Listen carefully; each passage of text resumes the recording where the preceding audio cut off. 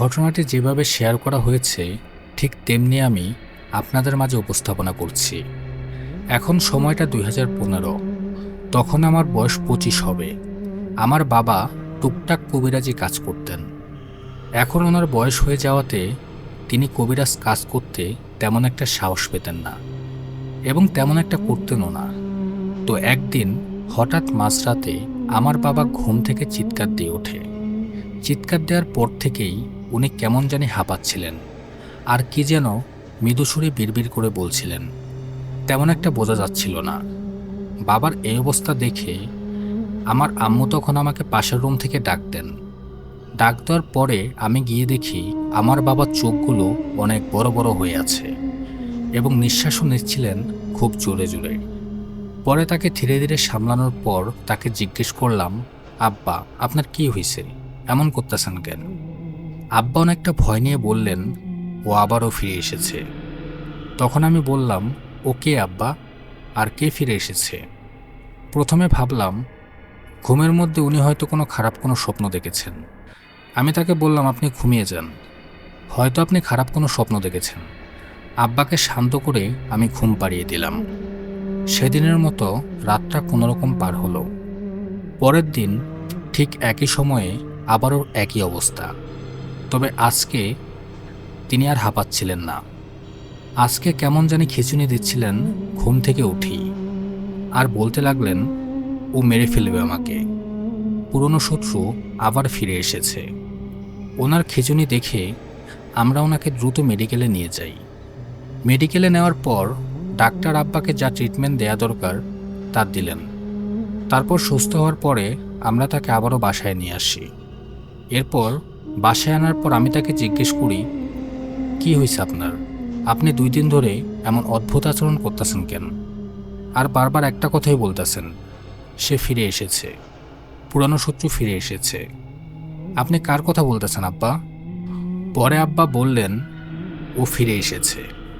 আমি তাকে আবারও জিজ্ঞেস করলাম, ও কে আব্বা, আর আপনার সাথে কি আগে কিছু হয়েছে? যদি হয়ে থাকে তাহলে আমাকে সব খুলে বলেন। আব্বা তখন চিন্তায় পড়ে গেলেন। প্রথমে বলতে চাইলেন না। পরে আমি আব্বাকে জোর করে বললাম, আব্বা আপনি বলেন, আপনাকে এমন ভীতকর অবস্থায় দেখে আমাদের ভালো লাগছে না, আপনি বলেন আপনার কি সমস্যা। পরে আব্বা ঘটনাটা বলতে লাগলেন। এইটা অনেক আগের একটা ঘটনা। ঘটনাটি ঘটেছিল 1980 সালের দিকে। তখন আমাদের বাপদাদা আর তাদের পূর্বপুরুষদের বাড়ি ছিল কলকাতার শেওড়াপাড়াতে। তখনকার সময় বলতে গেলে একদম অজপাড়া গায়ের মতো ছিল সেই এরিয়াটা। আমরা যেখানে থাকতাম সেখানের বাড়িগুলো অনেক দূরে দূরে ছিল, আর চারদিকে ছিল ফসলের জমি। তখন আমার বয়স ছিল 20। আমি আর তোর চাচা তখন একসাথে চলাফেরা করতাম। তোর চাচা রফিকের বয়স ছিল 25 বছর। আমার বাবা শফিক আলী, তার এক নামেই গ্রামের সবাই তাকে চিনত। ভালোই নাম রেখেছিল, যে কেউ সহজে চিনে ফেলত। আমরা 2 ভাই ছিলাম। আমার বড় ভাই রফিকের বিয়ে ঠিক হয় শেওড়াপাড়া থেকে 1 গ্রাম পরেই। তখন গাড়ি ঘোড়ার তেমন একটা চলাচল ছিল না। তখনকার সময় গরুর গাড়ির প্রচলন ছিল। অর্ধেক রাস্তা গরুর গাড়ি দিয়ে যেতে আর বাকি অর্ধেকটা হেঁটে যেতে হতো। আর যে গ্রামে রফিকের বিয়েটা ঠিক হয় সেই গ্রামের দিকেই গরুর গাড়ি যাওয়ার কোনো রাস্তাই ছিল না। তাই তাদেরকে অর্ধেকটা গরুর গাড়িতে আর বাকি অর্ধেকটা পায়ে হেঁটে যেতে হয়। আর ওই গ্রামের মাঝখানে একটা শ্মশান ঘাট পড়ে। শ্মশান ঘাট থেকে কিছু দূরেই একটা বটগাছ ছিল। বটগাছটা অনেক পুরনো। আর বটগাছ থেকে কিছুটা দূরে একটা ক্ষেত। আর 20-25 কদম সামনে হাঁটলেই ডান পাশে একটা ভিটা পড়ে। ওই ভিটার ওপর মাথা উঁচু করে দাঁড়িয়েছিল একটা বড় হিজল গাছ। বিয়ের দিন সকালে ওই রাস্তা দিয়ে কনের বাড়ি যাওয়ার উদ্দেশ্যে আমরা সবাই রওনা দিই। হেঁটে যেতে প্রায় ঘণ্টাখানেক সময় লাগে। এরপর বিবাহ কার্য সম্পন্ন করতে করতে প্রায় সন্ধ্যা হয়ে গেল। ফিরে আসার সময় যে জায়গা দিয়ে ফিরছিলাম সেই জায়গার অনেকটা অংশ হিন্দু ধর্মের মানুষের বসবাস ছিল। মুসলমান ছিল গোটা কয়েক। আর তখন বিদ্যুতের তেমন একটা ব্যবস্থা ছিল না। অন্ধকার চারপাশে। আমরা নতুন কনেকে নিয়ে আসার সময় কনের বাড়ি থেকে মিষ্টি আর কিছু খাবার দিয়ে দেয়। আমরা যখন শ্মশানঘাট পার হয়ে বটগাছের কাছে আসি, তখন অন্ধকারের মধ্যে দেখতে পাই কিছু ছোট ছোট বাচ্চা গাছের উপর উঠছে, আবার নামছে। লোকমুখে শোনা যায় বটগাছের এই দিকটা তেমন একটা ভালো না, খারাপ কিছুর বসতি নাকি আছে এখানে। সকলে মিলে যখন কনেকে নিয়ে কিছুটা সামনে এগিয়ে যায়, তখন সে বাচ্চাগুলো একটু পরপর আরও সামনে আসা শুরু করে, একটু একটু করে। প্রথমে ভেবেছিলাম হয়তো বউ দেখার জন্য অন্য কোনো মানুষ এগিয়ে আসছে, কয়েকটা বাতাসা দিলে হয়তো তারা খুশি মন এখান থেকে চলে যাবে। কিন্তু ভাবনাটা পুরোই উল্টে গেল। আসলে এতক্ষণ যাদেরকে দূর থেকে বাচ্চা মনে হচ্ছিল, তারা কোনো সাধারণ বাচ্চা ছিল না। কিছুটা সামনে আসার পর মনে হলো এরা ছোট ছোট মানুষ আকৃতির বামন অবয়ব। আর এদের গঠন দেখে মনে হচ্ছিল এরা গ্রামের দুষ্ট বাচ্চাগুলো। এরা কোনো কথা না বলে বরযাত্রীদের উদ্দেশ্যে ছোট ছোট মাটির চাকা বানিয়ে ঢিল ছাড়ছিল। কিন্তু একটা আজব বিষয় হচ্ছে, ঢিল তাদের শরীরে লাগছে না, তাদের শরীর ভেদ করে অপর পাশে চলে যাচ্ছে, বরাবর সেখানে কোনো মানুষের শরীরে লাগছে না। এইটা দেখে আমার মাথাতেও তখন দুষ্ট বুদ্ধি আসে। আমি কোনো কিছু না ভেবে সেখান থেকে একটা মাটির চাকা তুলে সে বামনদের উদ্দেশ্যে ফিরতি ঢিল মারি। ঢিল মারার সাথে সাথেই সে বামনগুলো চোখের পলকে অদৃশ্য হয়ে গেল। এটা দেখে আমি তখন ভীষণ ভয় পেয়ে যাই। কাউকে আর কিছু বলি না, সোজা বাসায় চলে আসি। কনের বরণ পর্ব শেষ করার পরে সকলে যার যার ঘরে ঘুমাতে চলে যায়। রাতের বেলা নতুন বউ ঘুমের মধ্যে শুনতে পান কেউ নাকি জোরে জোরে টিনের মধ্যে বাড়ি মারছে। শব্দ পেয়ে ভাবি তখন ভাইয়াকে ডেকে বলছি, আপনি কি কোনো শব্দ শুনতে পাচ্ছেন? ভাইয়া বলে, কই না তো, আমি তো কোনো শব্দ শুনতে পাচ্ছি না। এটা হয়তো তোমার মনের ভুল, এতটা পথ আসছ তাই হয়তো এসব ভাবছ। আর যদি শব্দ পেয়েও থাকো, তাহলে হয়তো আমাদের বিয়ে বাড়িতে পোলাপানরা একটু দুষ্টামি করছে আর এরকম কাজ করছে। তুমি ঘুমাও, ওইসব কিছু না। কিন্তু ভাবি শুয়ে মোটর শান্তি পাচ্ছিল না। ভাবি বারবার শুনছিলেন টিনের সাইডে কেউ ধারালো কিছু দিয়ে এক পাশ থেকে অপর পাশে টেনে নিয়ে যাচ্ছে। আর জিনিসটাকে টেনে নিয়ে যাওয়ার একটা শব্দ যেরকম হয় সেরকম আওয়াজটা ছিল। অনেক কষ্টে সে ওই দিন রাতটা পার করে। পরের দিন বউভাত করে ভাবিকে তার বাবার বাড়িতে নিয়ে যায়। যেতে যেতে সন্ধ্যা হয়ে যায়। যাবতীয় সকল কাজ শেষ করে সকলে খাওয়া দাওয়া শেষ করে ঘুমিয়ে পড়ে। সেদিন আবার ভাবির বাসায় ইলিশ মাছ রান্না করা হয়েছিল। ইলিশ মাছ দিয়ে ভাত খাওয়ার পর যে যার যার ঘরে চলে যায়। হঠাৎ ভাবি ঘুম থেকে লাফ দিয়ে উঠে ভাইয়াকে ডাকাডাকি করে আর বলে, আপনি একটু চুপচাপ শুনে দেখুন। হিন্দু ধর্মের লোকেরা যেভাবে মন্ত্র পড়ে, ঠিক তেমন মন্ত্রের প্রতিধ্বনি আমি শুনতে পাচ্ছি। আপনি কি সেটা শুনতে পাচ্ছেন? ভাইয়া বলল, না, আমি তো কিছু শুনতে পাচ্ছি না। আর বিয়ের ঝামেলাতে হয়তো তুমি অসুস্থ হয়ে গেছো, তখনও তোমার এমন লাগছিল। এখন তুমি ঘুমিয়ে পড়ো, ঘুমের কারণেই তোমার মাথায় এসব চিন্তা আসছে। সকালে না হয় এই বিষয়ে কথা হবে। ভাইয়া বলে দেয়। ভাবি সেদিনের মতো ঘুমিয়ে পড়েন। সেদিন রাতে এর বেশি আর কিছুই হয় না। পরের দিন মাগরিবের পরে ভাবি অবুঝ বাচ্চাদের মতো একবার হাসছেন আরেকবার কাঁদছে। এই হাসি আর কান্নার লক্ষণ দেখে গ্রামের অধিকাংশ মানুষ তখন বলে ওঠে, এটা তো ভালো লক্ষণ না। নতুন নতুন বিয়া হইছে। নতুন নতুন বিয়া হইলে জিনভূত তখন বরকনের উপর নজর দেয়। তোমরা এক কাজ করো, একটা কবিরাজ আনো। যা লক্ষণ দেখতাছি কবিরাজ ছাড়া এর সমাধান হইব না। তখন এই কথা শুনে ভাবির বাড়ির একজন সেদিন রাতে গিয়ে একজন কবিরাজ আনে। আর তখনকার কবিরাজ হিসাবে একজন হিন্দু পুরোহিতকে আনা হয়। উনি এসে ভাবির অবস্থা পর্যবেক্ষণ করেন। পরে পুরোহিত সকলের উদ্দেশ্যে বলতে লাগলেন, বিয়ের দিন থেকে আজকে পর্যন্ত কেউ কি কোনো অদ্ভুত কাজ করেছে কিনা? সকলে বলল, কই না তো, আমরা তো কেউ এমন কোনো কিছু করি নাই। পরে পুরোহিত বললেন, কেউ তো অবশ্যই কিছু একটা করেছে। না হলে এর তো এখানে আসার কথা না। এই কথা শুনে আমি ভয়ে ভয়ে বলি, আমি সেদিন কি করেছিলাম। সেই বটগাছের নিচে আমি সে বামনদেরকে ঢিল মারার কথাটা বলি। আরও বলি, আমি প্রথমে ভেবেছিলাম বাচ্চা, কিন্তু পরে দেখি তারা বামন অবয়ব। পরে পুরোহিত বললেন, কাজটা তোমার একদমই ঠিক হয় নাই। তুমি ঢিল মারাতে এই বামন তোমাদের পিছু নিয়েছে, আর সন্ধ্যা করে এই রাস্তাতে যাতায়াত করা একদমই ঠিক হয়নি তোমাদের কারো। আর সেই বটগাছের জায়গাটা এমনিতেও ভালো না। পরে পুরোহিত কিছু মন্ত্র জপ করলেন এবং কিছু একটা রিচুয়ালের মাধ্যমে ভাবের উপর থেকে সে খারাপ জিনিসটাকে সরিয়ে দিলেন।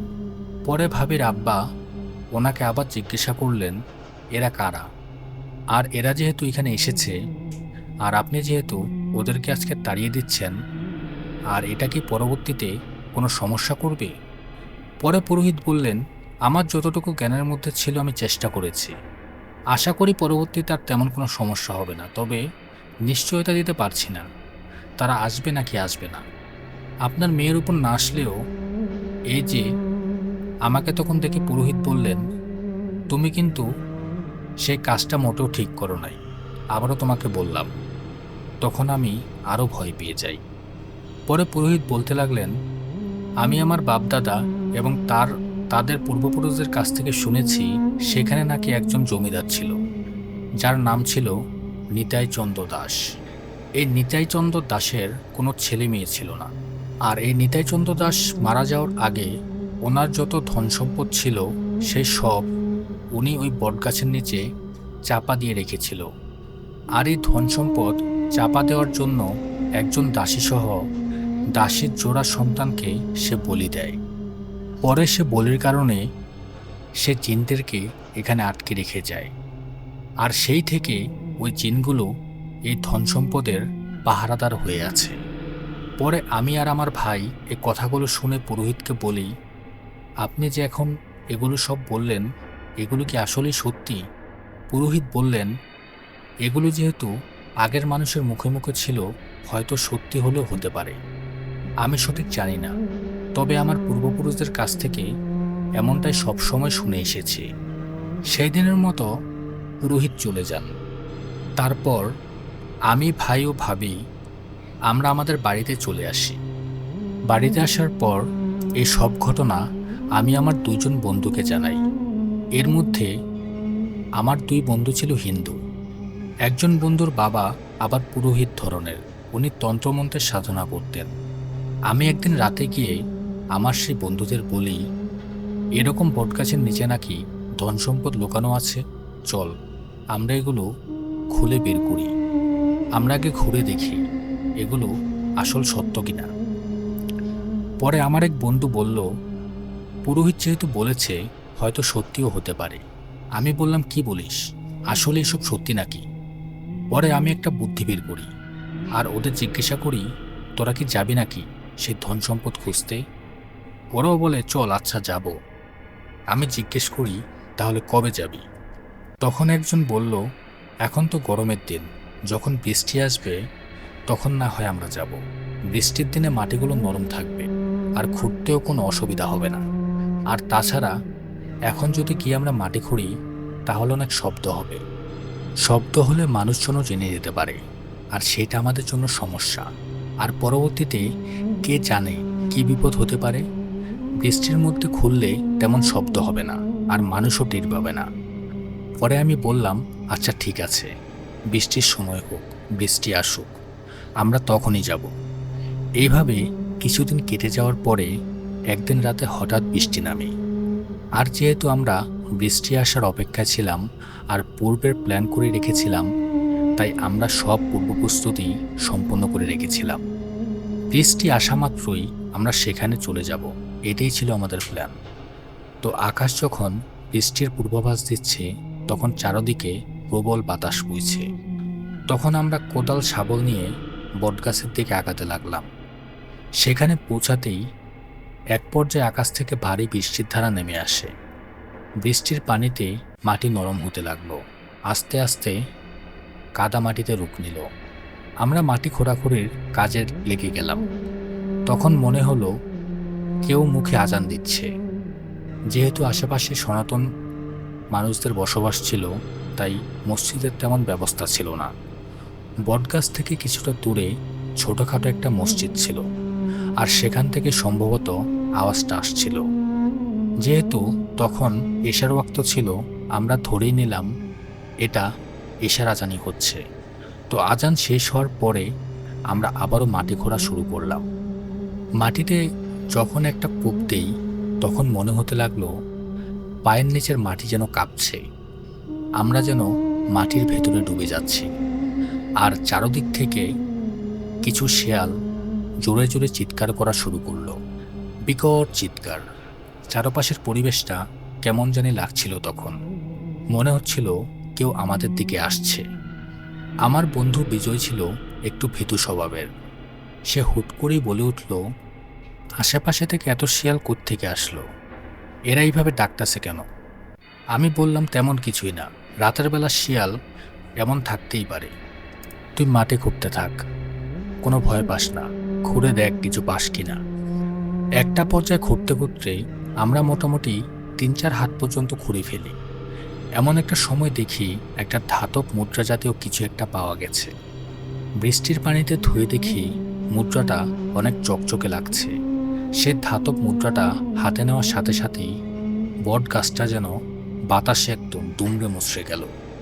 তখনই প্রকৃতির পরিবেশ একদম বদলাতে লাগলো।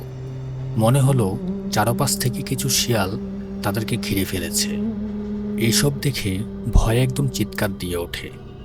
আর আমার আরেক বন্ধু তাপস তখন তার হাতে থাকা শাবলটা দিয়ে একটা শিয়ালের মাথায় জোর একটা বাড়ি দিয়ে দিল। আর বাড়ি খাওয়ার সাথে সাথে সেই শিয়ালটা যেন মাটিতে লুটিয়ে পড়ল এবং বাতাসের সাথে মিলিয়ে গেল একদম চোখের সামনেই। এইটা দেখার পরেই আমরা ভয় পেয়ে 3 জন সেখান থেকে দৌড় দিলাম। কিন্তু দৌড়ানোর সময় আমরা সেই ধাতব মুদ্রাটা সঙ্গে করে নিয়ে এসেছিলাম। যখন আমরা দৌড়াচ্ছিলাম, মনে হচ্ছিল আমাদের পেছনে পেছনে সেই শিয়ালগুলো দৌড়াচ্ছে। পরে আমার মাথায় এলো, আগুন দেখলে নাকি শিয়াল ভয় পায় আর সহজে কাছেও আসে না। এর মধ্যেই দেখলাম বৃষ্টিও থেমে গেছে। বিজয় আমাদের আগেই দৌড়ে চলে গেছে, আর তখন আমরা ওর পেছন পেছন দৌড়াচ্ছিলাম। আমার সঙ্গে দিয়া সেলাই ছিল। আমি সেখান থেকে একটা কাঠি জ্বালিয়ে পেছনের দিকে ছুঁড়ে মারলাম, আর কাঠের আগুনটা দেখেই শিয়ালগুলো পেছনে দাঁড়িয়ে গেল, আর সামনে এগুলো না। কিন্তু কাঠের আগুনটা নিভে যেতেই শিয়ালগুলো আবার আমাদের দিকে আসতে শুরু করলো। বাড়ি থেকে সেই বটগাছ পর্যন্ত যেতে প্রায় 40 মিনিট সময় লাগে। কিন্তু আমরা যতই দৌড়াচ্ছি কোনো রাস্তাই খুঁজে পাচ্ছিলাম না। একটা সময় অনেক রাত হয়ে গেল, কিন্তু আমরা বাড়ির রাস্তা আর খুঁজে পাই না। তখন আমার বাবা ঘরে এসে আমার খোঁজ করে। আমার আম্মা তখন বলে, পাশের বাড়ির 2 ছেলের সাথে নাকি তোমার ছেলে বেড়াতে গেছে। পরে আব্বা জিজ্ঞেস করলো, কই গেছে, এত রাত হয়ে গেল, ওরা এখনো আসে নাই কেন বাড়িতে? পরে আমার সে বন্ধুদের বাবা মাও খুঁজতে খুঁজতে আমাদের বাড়িতে চলে আসে। এসে বলে, ওরা এমন বৃষ্টির মধ্যে বের হইছে, কিন্তু অনেক রাত হয়ে গেছে, এখনো বাড়ি আসার নাম নাই। আর আমরা ভাবছি হয়তো বৃষ্টির মধ্যে কারো বাসায় আটকে গেছে। এখন তো বৃষ্টি নাই, কিন্তু ওদের কোনো খোঁজখবর পাচ্ছি না কেন? আমরা যখন দূরে ছিলাম তখন আমাদের গলা দিয়ে কোনো সাউন্ড বের হচ্ছিল না। আমাদের হাতে যতক্ষণ দেয়া সেলাইয়ের কাঠি ছিল ততক্ষণ আমরা জ্বালানো রেখেই ঢিল মারতে থাকি। একটা সময় আমরা দৌড়াতে দৌড়াতে একটা সাঁকোর সামনে এসে দাঁড়াই। সেই সাঁকোর মাথায় সে শিয়ালগুলো এসে দাঁড়ায়। আমরা 3 জন খেয়াল করি সেখানে থাকা প্রত্যেকটি শেয়াল একসাথে মিশে গিয়ে একটা অবয়বের রূপ নিল, এবং আস্তে আস্তে তার মুখের অংশটা একটা অঘোরের রূপ নিল। সেই অঘোরের মাথাওয়ালা শিয়ালটা তখন সাঁকোটাকে ধরে ঝাঁকাতে শুরু করে। তখন আমরা 3 জন সেই সাঁকোর মাঝখানে আটকা পড়ে যাই। সামনের দিকেও যেতে পারি না, আর পেছন দিকে আসতে পারছি না। তখন আমার বাবা আর ওই 2 জনের বাবা মা খুঁজতে খুঁজতে সেই সাঁকোরের কাছাকাছি চলে আসে, এবং এসে দেখে আমরা 3 জন সাঁকোরের উপর দাঁড়িয়ে আছি। আব্বা আম্মাকে দেখে মনে অনেকটা সাহস পাই। তখন সাহস নিয়ে যখন সামনের দিকে আগাচ্ছিলাম, ঠিক তখনই সেই অঘরীটা বলল, আজকের মতো বেঁচে গেলি, তবে এর জন্য তোদেরকে চরম মূল্য দিতে হবে। এই কথা বলার পরেই সে অঘরীটা একদম বাতাসে মিলিয়ে যায়। তখন আমাদের পিতামাতা আমাদেরকে জিজ্ঞেস করে কি হয়েছে আর আমরা এখানে কেন দাঁড়িয়েছিলাম। আমরা আমাদের সত্য কথাটা তাদের কাছে বলি না, যে আমরা বটগাছের নিচে মাটি খুঁড়তে গিয়েছিলাম ধন সম্পদের লোভে। পরে বাড়ি ফিরে আসার সময় যে ধাতবটা পেয়েছিলাম সেটা আমি সঙ্গে করে নিয়ে আসি। তাছাড়া আমার বন্ধু বিজয় আর তাপস বলেছিল এই মুদ্রাটা তোর কাছে রাখ আপাতত, সকাল হলে আমরা দেখব এটা আসলে কি। তো সেদিন রাতে আমি বাড়ি ফিরে গিয়ে গোসল করি এবং খাওয়া দাওয়া করে ঘুমিয়ে যাই। ঠিক 2 দিন পর বিজয় স্বপ্নে দেখে সেই অঘরীটা তাকে স্বপ্নে এসে বলছে, তোরা আমারে এই ক্ষতিটা কেন করলি? আমার ছেলে তোদের কি ক্ষতি করছিল? তোরা আমার ছেলেটাকে মেরে ফেললি। পরে বিজয় স্বপ্নের মধ্যেই ভীত হয়ে তাকে বলছে, আমি আপনার ছেলেকে কেন মারব? আমি আপনার ছেলেকে মারিনি। আপনার ছেলে কে? পরে সেই অঘরীটা তাকে আবার স্বপ্নের মধ্যেই বলছে, তুই আমার ছেলেকে মারিসনি? আমার ছেলেকে চিনিস না? ঠিক আছে, এর শোধ আমি তোর ওপরেই নেব। এই কথা শোনার সাথে সাথেই বিজয় ঘুম থেকে এক লাফ দিয়ে উঠে যায়। সকালবেলা আমি আর আমার বন্ধুরা তার সাথে দেখা করি। দেখা করার পরে বিজয় আমাকে বলে, বন্ধু, কাল রাত্রে আমি এরকম একটা স্বপ্ন দেখছি। সে সব কিছু তাকে খুলে বলে। তারপর আমি তাপসকে বলি, কি বলিস? আমিও তো একই স্বপ্ন দেখলাম কালকে রাতে। আমরা 3 জনই বলা যায় একই স্বপ্ন দেখছি, হঠাৎ একেবারে হুবহু।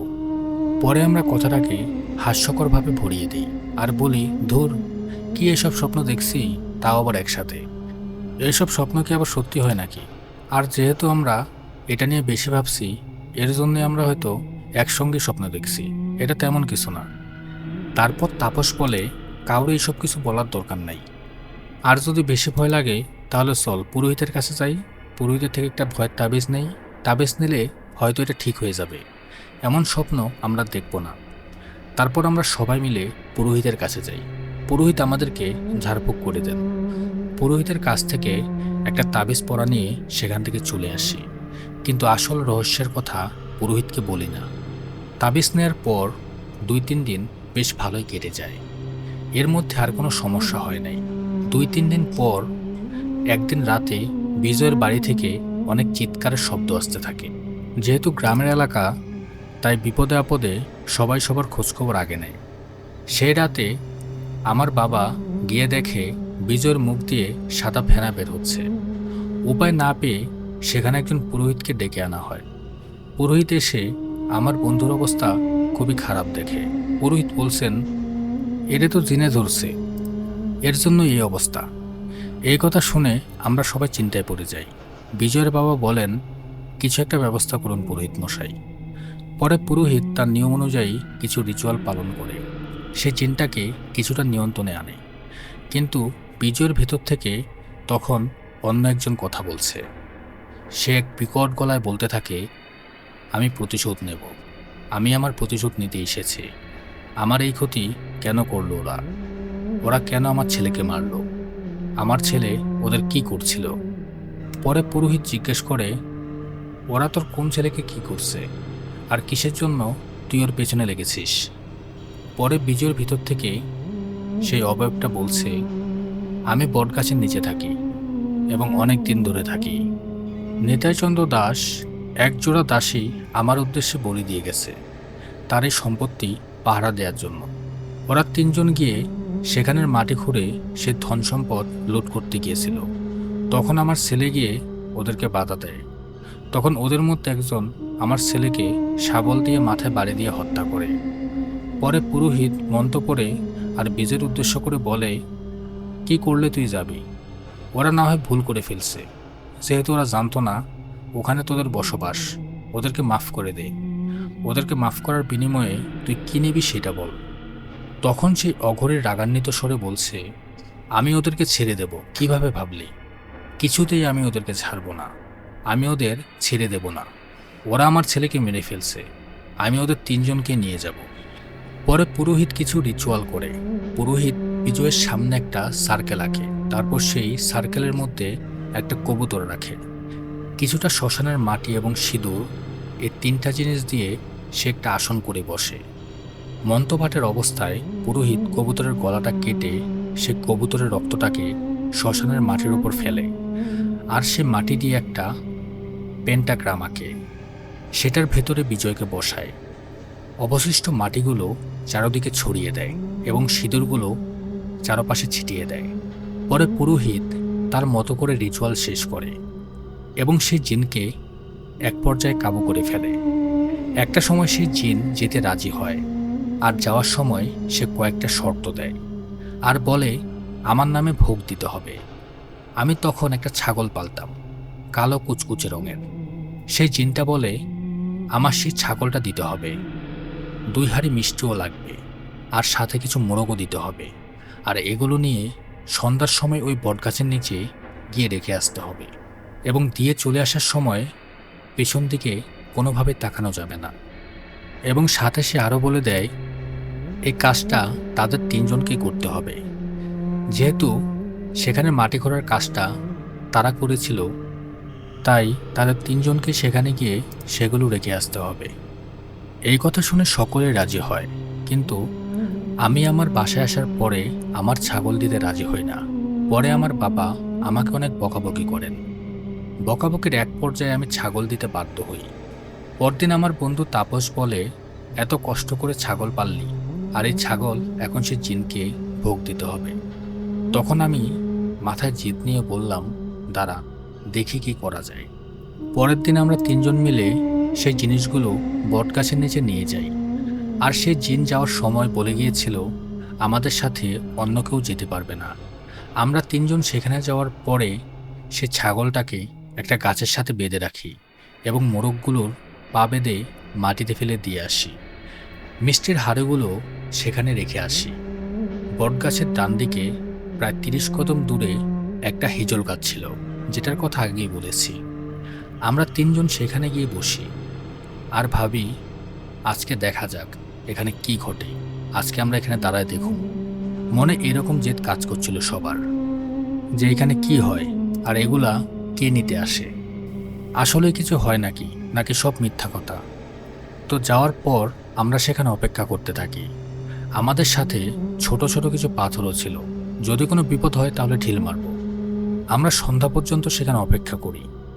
একটা সময় মাগরিবের আজান দেয়। আজান শেষ হওয়ার পর আমরা দেখি 2টা বড় বড় কালো ছায়া বটগাছের একেবারে আগার উপরে এসে বসে।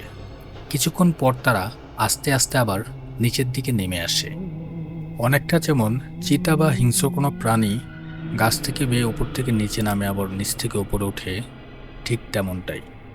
আর সে ছায়াটা নেমে প্রথমে একটা মুরগিকে টেনে ধরে ছিঁড়ে ফেলে। আমরা 3জনই চোখের সামনে সে দৃশ্যটি দেখতে পাই। এটা দেখার পরে আমার বন্ধু বিজয় ভয় পেয়ে সেখান থেকে এক দৌড় দেয়। এরপর আমার বন্ধু তাপস বলছে দেখ, মুরগিটাকে যেহেতু ওরা টেনে নিয়ে ছিঁড়ে ফেলেছে, আমার মনে হয় না ওরা আর অন্য কিছু খাবে। আর আমার মনে হচ্ছে ওইটা কোনো সাধারণ কোনো প্রাণী না। তখন আমি আমার হাতে থাকা যে ঢিলগুলো ছিল সেই ঢিলগুলো ওই দিকে ছুঁড়ে মারি, সেই অবয়বটার দিকে।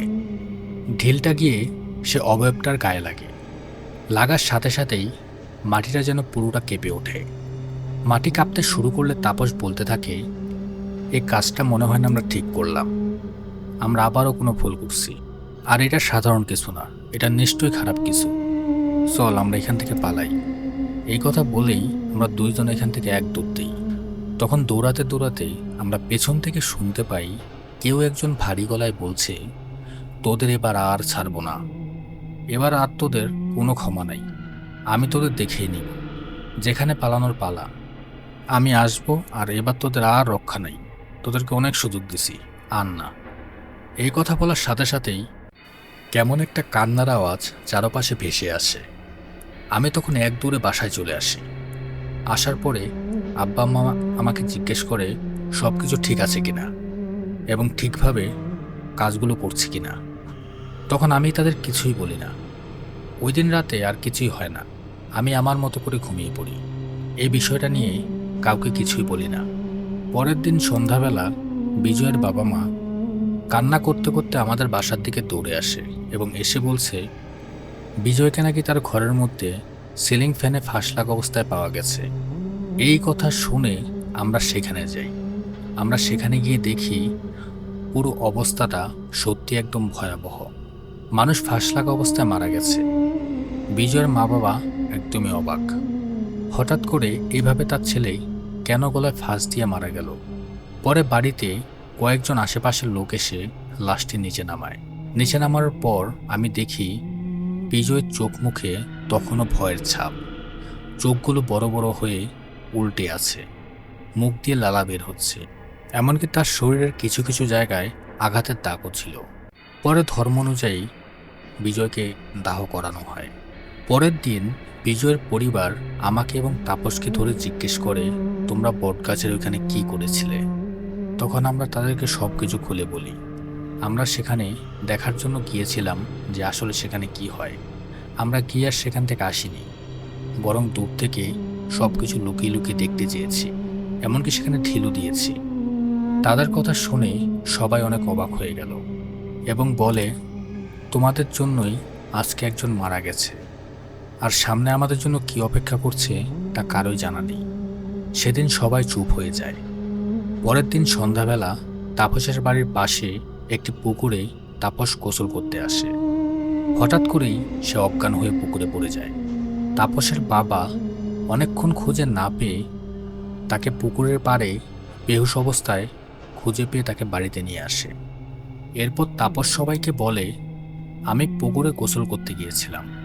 একজন জটওয়ালা চুল, কপালে লাল রং এবং সাদা মিশ্রিত দাড়ি সে আমাকে একটানে পুকুর থেকে উপর দিকে ফেলে দেয়। এই লোককে আমি আগে কখনোই দেখি নাই। সে উপরে উঠে আমাকে সজোরে একের পর এক আছাড় মারতে থাকে এবং বলে, তুই আমার ছেলেরে মারছস, তোরে আজকে আমি নিয়েই যাব, তুই দাঁড়া, আমি আসতেছি। এরপর এই লোকটা আমাকে এখানে ফেলে রেখে চলে যায়। সেদিন সন্ধ্যাবেলা থেকেই তাপস এবং আমার ভাবির অবস্থা অস্থির হয়ে ওঠে। একবার হাসি আর একবার কাঁদে। সেদিন রাতটা কোনো রকমে পার হয়। পরের দিন আমি সেই একই আচরণ করি। পরে আমার বাবা গিয়ে সে আগের পুরোহিতকে ডেকে নিয়ে আসে। পুরোহিত মন্ত্র জপ করতে থাকে এবং একটা সময় সে জিন হাজির হয়। এরপর বলে, আগেরবার তোদের কথায় আমি ওদেরকে ছেড়ে দিয়েছি, কিন্তু এইবার আর ছাড়ব না, তুই যা পারস করিস। এরপরে পুরোহিত মশাই অনেক চেষ্টা করেও তাকে মানাতে পারে না। এরপরে পুরোহিত সবাইকে বলে, এবার নাকি ওকে আর মানানো যাবে না। সবাইকে বলে, আমার দ্বারা ওর কাজ করানো সম্ভব নয়, ওরা যা করছে তা অত্যন্ত জঘন্য এবং ভুল কাজ। এরপরে পুরোহিত চলে যায়। তারপর বেশ কিছুদিন পার হয়। আমার বাবা এক গ্রামের পরে আরেকজন পুরোহিতকে খুঁজে পান এবং সঙ্গে নিয়ে আসেন তাকে। পুরোহিত বাড়ির সামনে এসে বলেন, কি ব্যাপার, এই জায়গায় আমি আমার গুরুর গন্ধ পাচ্ছি, তুই কি এমন কাজ করছিস যে আমি আমার গুরুদেবের গন্ধ পাচ্ছি? পুরোহিত তাপসদের বাড়িতে ঢুকেই প্রথমে সে জিনের উপর আসর করেন। জিন প্রণাম করে পুরোহিতকে। পুরোহিত তখন তার কাছে জানতে চায় ওরা কি এমন কাজ করছে। তখন ওই জিন তাদেরকে জানায়, ওরা আমার 2 সন্তানকে হত্যা করছে, আমি একটারে নিয়ে গেছি, আর বাকি 2 জন আছে। পুরোহিত বলে, ওরা ভুল কাজ করছে, আপনি ওদেরকে ক্ষমা করে দেন, ওদেরকে ছেড়ে চলে যান, আমি জিম্মাদারি নেব। তারপর সে জিনটা বলে, না, তুই এখান থেকে চলে যা, যদি বাধা দিস তোকেও মারব। এইসব কথা শুনে পুরোহিত সেখান থেকে চলে যান। সেদিন রাতে আমাদের দুজনকে একটি ঘরে আটকে রাখা হয়, যাতে আমরা বিজয়ের মতো ফাঁস না দিই।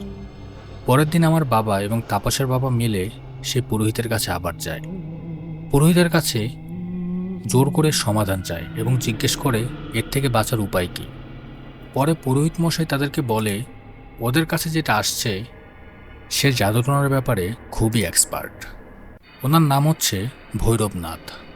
আগে আমি ওনার আরাধনা করতাম, আর সেই ভৈরবনাথ তার সন্তানদের নিয়ে সে বটগাছের উপরে থাকত। এই ভৈরবনাথের 7 ছেলে ছিল, তার মধ্যে 2 ছেলেকে আপনার ছেলেরা মেরে ফেলেছে। ওনাকে এখান থেকে বিতাড়িত করা খুবই কঠিন কাজ। পরে আমার আব্বা জিজ্ঞেস করে, আপনি কি এর কোনো ব্যবস্থা করতে পারবেন না? পুরোহিত বলে, আমি সঠিক বলতে পারবো না, তবে দেখি এই বিষয়ে কিছু করা যায় কিনা। যখন পুরোহিতের সাথে আমার বাবা এই বিষয়ে কথা বলছিলেন, তখন আমার বাবা পুরোহিতকে ভালো অঙ্কের একটা টাকা অফার করেন। টাকার কথা শুনে পুরোহিত একদম লোভে পড়ে যান এবং সেই কাজটি করতে রাজি হয়ে যায়। পরে পুরোহিত বলে, আচ্ছা ঠিক আছে, আপনারা বাসায় যান, আমি একটা ব্যবস্থা নিচ্ছি। পুরোহিত আমার বাবাকে কিছু কিছু জিনিস সংগ্রহ করতে বলে। তার মধ্যে সিঁদুর, সাতঘাটের পানি, শ্মশানের মাটি ও আরও কয়েকটা জিনিসের কথা বলেন এইসব জিনিস সংগ্রহ করে রাখো, আমি কাল সন্ধ্যার দিকে তোমাদের বাসায় যাব। পুরোহিত যাওয়ার পরে আমাকে আর তাপসকে একসাথে বসানোর পর পুরোহিত তার মতো রিচুয়াল শুরু করে। রিচুয়ালের এক পর্যায়ে ভৈরবনাথ আসার পরে পুরোহিত বলে, গুরুদেব, আপনি এখান থেকে চলে যান। যেহেতু আপনি একজনকে ইতিমধ্যে নিয়ে গেছেন আর ওদেরকে আপনি এখন অনেক শাস্তি দিচ্ছেন, তাই এখন আপনি এখান থেকে চলে যান। ভৈরবনাথ রাগান্বিত হয়ে বলে, তুই এবার এখানে ওদের সাহায্য করতে আসছিস? তোকে আমি বারবার বলছি এখানে না আসতে, তুই আবার আসলি? দাঁড়া, তোর অবস্থা এবার আমি এখন করব। টাকার লোভে অন্ধ হয়ে পুরোহিত ভৈরবনাথের সাথে তর্ক বিতর্কে জড়িয়ে পড়ে। তখন পুরোহিত বলে, তুই আমাকে কি দেখাবি? আমি নিজেই তোকে দেখে নিব, দাঁড়া। এই কথাগুলো বলেই কিছুটা সিঁদুর তাপসকে দেন এবং মন্ত্র পড়তে থাকেন। মন্ত্রপাঠের এক পর্যায়ে সবাই দেখল যে আমিও তাপস প্রায় উন্মাদ হয়ে গেছি। আমাদের চক্ষু রক্তবর্ণের মতো রূপ ধারণ করে। কিছু রিচুয়াল করার পর সবাই দেখে আমরা খানিকটা শান্ত হয়ে যাই, কিন্তু পুরোহিত একদম পুরোপুরি অস্থির হয়ে যায়। আর আমাদেরকে যে ঘরে আটকানো হয় সেই ঘরে আমার বাবা ও তাপসও উপস্থিত ছিলেন। পুরোহিত মন্ত্র অবস্থায় দেখে আমরা দুজন মাথা নিচু করে চুপ করে বসে আছি। এর মধ্যে তাপস হঠাৎ করে বলে উঠল, ও আসবে, ও অবশ্যই আসবে। তখন আমি বলে উঠি, এসে গেছে, ও এসে গেছে, এবার বুঝবি পুরোহিত।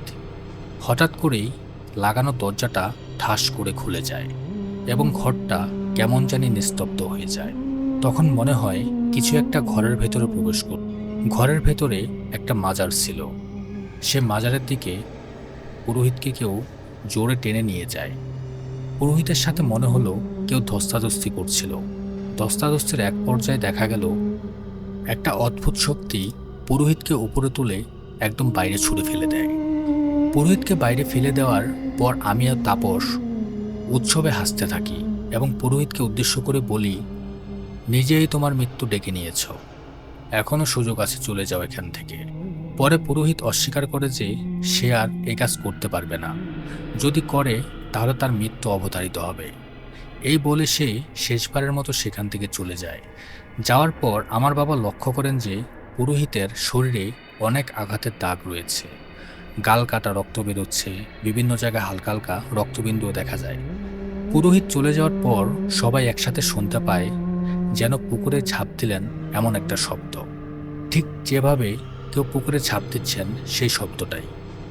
একটা সময় আমাদেরকে নিয়ন্ত্রণে রাখতে না পেরে হাত পা বেঁধে রাখা হয়। বেঁধে দুজনকে একটা ঘরে আটকে রাখা হয় এবং একজনকে পাহারায় রাখা হয় যাতে আমরা কেউ কোনো ক্ষতি করতে না পারি। পরে আমার বাবা পুরোহিত না পেয়ে একজন ভালো মুসলিম হুজুরের সন্ধান করতে থাকেন। খুঁজতে খুঁজতে প্রায় 3 গ্রাম পরে হুজুরকে পাওয়া যায়, যার নাম ছিল আবু বকর। হুজুরকে নিয়ে আসার পর হুজুর আমাদেরকে কিছু সময় পর্যবেক্ষণ করেন। সেদিন হুজুর কোনো কাজ করেননি, আমাদেরকে দেখেই আমাদের সাথে কথা বলার চেষ্টা করেন।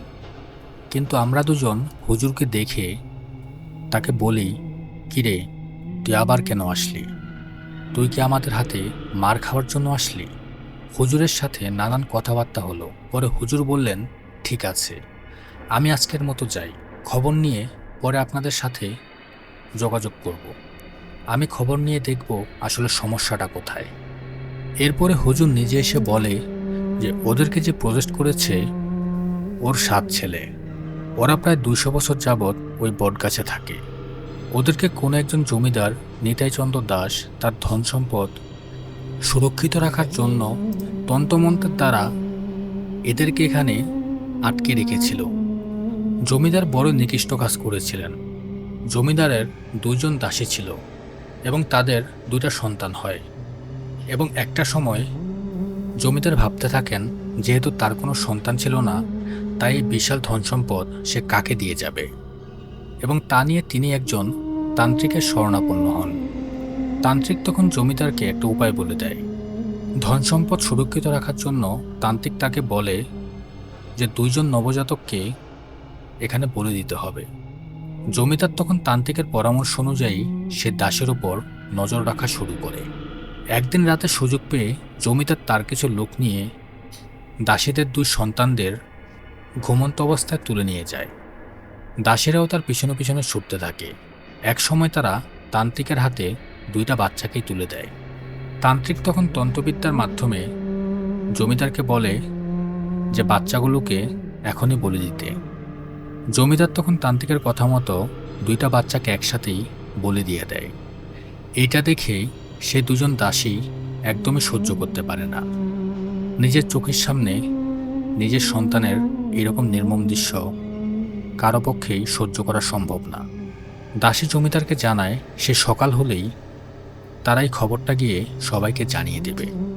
এতে জমিদার প্রচণ্ড ঘাবড়ে যায়। তখন তান্ত্রিক বলে ওদেরকেও সহলোকে দিয়ে দেয় ভৈরবনাথের সাথে, তাহলে ভৈরবনাথ সারা জীবন আপনার ধন সম্পদ পাহারা দেবে। জমিদার তখন তান্ত্রিকের কথা মতো রাজি হয়ে যায়। তান্ত্রিক যেভাবে বলে সে অনুযায়ী 2 বাচ্চা সহ ওনার 2 দাসীকে উৎসর্গ করে সে ভৈরবনাথের নামে। এরপর থেকে এদেরকে এখানে আটকে রাখা হয় এবং এরা এখানেই থাকে, এবং ভৈরবনাথ তারপর তন্ত্রবিদ্যা একদম এক্সপার্ট হয়ে যায়। তারা আবার আরেক দেবতার উপাসনা করে, সেই ভৈরবনাথকে। আপনার আগের যে পুরোহিত ছিল সে পুরোহিত মশাইও এই ভৈরবনাথের পূজারী ছিলেন। এই ভৈরবনাথ যে দেবতার আরাধনা করে সে তন্ত্রবিদ্যায় তাকে ডেকে আনে, আর আপনার সন্তানদের পেছনে সে তাকে লাগিয়ে দেয়, যাতে করে সে আপনার সন্তানদের ক্ষতি করতে পারে, অর্থাৎ মৃত্যুর বদলে মৃত্যু। এখন ওদের ভৈরবনাথ এবং সে যার উপাসনা করে ওই 2জনও ওদের পিছনে লেগে আছে। এই ভৈরবনাথ যার আরাধনা করে ওর নাম হচ্ছে মিরদাস। ও ইরাকের একটা জায়গায় থাকে। ও হচ্ছে কুল সম্প্রদায়ের। সে ইরাকের কোনো এক পাহাড়ের সাইডে থাকে। ওদের বংশ এখানে, সেখান থেকে ওকে মন্ত্র পড়ে এখানে নিয়ে আসা হয়। এই ভৈরবনাথ ওকে আবার গুরু বলে ডাকে, সে মিরদাসকে। যখন ওদের মধ্যে কেউ বলে ও এসে গেছে, তখন সে মিরদাস এখানে প্রবেশ করে। আর সেই ভয়ে তখন পুরোহিত এখান থেকে চলে গিয়েছিল। তখন আমার আব্বা জিজ্ঞেস করে এখন হুজুর কি করা যায়। পরে হুজুর বলে এরা ঘোল সম্প্রদায়ের, এদের শক্তি কম কিন্তু বুদ্ধি অনেক বেশি। এরা মানুষদের সাথে মায়ের খেলা খেলে। ওদের সাথে পেরে ওঠা খুব একটা সহজ না। তারপরেও আমি চেষ্টা করছি, দেখি কি করা যায়। তবে এই মিরদাস এবং ভৈরবনাথ এই 2জনই ওদেরকে মেরে ফেলবে। তবে আমি চেষ্টা করে দেখব কোনো সমাধান দিতে পারি কিনা। আবু বকর হুজুরের সাথে আমরা আমার বাবা মা অনেকক্ষণ কথা বলি। পরে হুজুর বুঝিয়ে দিলেন যে তার সাথেও 2জন জিন আছে। সেই জিনদের দিয়ে উনি চেষ্টা করে দেখবেন যে কিছু করা যায় কিনা। সেই জিনগুলো নাকি তাকে কিছু কিছু ক্ষেত্রে সাহায্য করত, কিন্তু তারা অতটা শক্তিশালী ছিল না। তাই আবু বকর হুজুর পরের দিন মাগরিবের পর রিচুয়ালে বসেন। 2জনের 2 হাত 2টো তাবিজে বেঁধে দেন। তাবিজ বেঁধে দিয়ে ওনাদের সামনে একটা মোমবাতি জ্বালান। তারপর তিনি কিছু সূরা পাঠ করেন এবং ফু দেন। যতবারই উনি ফু দিচ্ছিলেন ততবার আমরা কেঁপে উঠতাম, আর হুজুরকে বলতে শুরু করি তুই চলে যা, এখানে না থাকলে ভালো, না হলে ওই পুরোহিতদের মতো তোকেও শেষ করে দেব। তখন হুজুর বলেন আমাকে মরণের ভয় দেখাস না, আমি মৃত্যুকে ভয় পাই না। দুনিয়াতে এসেছি, একদিন তো মরতে হবেই। এখন বল তোরা এখান থেকে যাবি কিনা। এর মধ্যে তাপসের ভেতরে থাকা সেই মিরদাস বলে ওঠে আমি ওদের 2জনকে না নিয়ে এখান থেকে যাব না। যে কেউ আমাকে বাধা দেবে আমি তাকেই শেষ করে ফেলব। পরে নাকি আমিও তাপসের সাথে তাল মিলিয়ে বলি আমার নাম ভৈরবনাথ। আমি এমন দেবতার আরাধনা করি যদি আমার কাজের ওপর কেউ বাধা দেয় আমি আমার আরেক দেবতাকেও ডাকব। এইভাবে অনেকক্ষণ চলে যায়। ভৈরবনাথ ও মিরদাসকে কোনোভাবেই আয়ত্তে আনা যায় না। তাছাড়া এইসব কাজে যারা নিয়োজিত থাকে তাদের উপরও খারাপ প্রভাব পড়ে, হুজুরের উপরও এর প্রভাব পড়ে। এর মধ্যে আমার বাবা লক্ষ্য করে তাপস কেমন যেন মাথা নিচু করে মন্ত্র গুনগুন করছে, একেবারে মাথা ঝাঁকিয়ে ঝাঁকিয়ে মন্ত্র পড়ছে। যেন আমরা পড়াশোনায় বসে মাথা নিচু করে বই পড়ি, ঠিক তেমনি। আমি এক পাশ থেকে বলি, আসছে, ও আবার আসছে। ঘরের বাইরে তখন বিকট শব্দ হচ্ছিল, মনে হচ্ছিল প্রবল বাতাসে পাশের বাসা ভেঙে তাদের উপরে কিছু পড়বে।